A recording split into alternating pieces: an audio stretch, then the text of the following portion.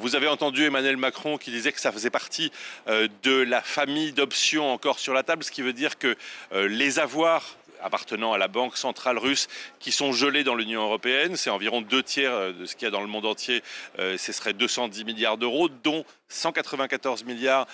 chez Euroclear à Bruxelles, une chambre de compensation. L'idée, c'est d'adosser un prêt à l'Ukraine à ces fonds de la Banque centrale russe, un prêt qui serait remboursé par l'Ukraine seulement si la Russie lui paye des dommages de guerre, mais il faut trouver les moyens juridiques. La Belgique ne veut pas s'engager seule sans avoir une base juridique en béton armé. C'est donc en décembre que la solution sera prise. Il faut maintenant que la Commission trouve une feuille de route de manière à proposer des outils qui soient inattaquables en justice. Si un jour la guerre s'arrête et que les sanctions européennes sont levées, il faut que la Belgique puisse bénéficier d'une part de la solidarité réelle et tangible de ses partenaires européens, ainsi que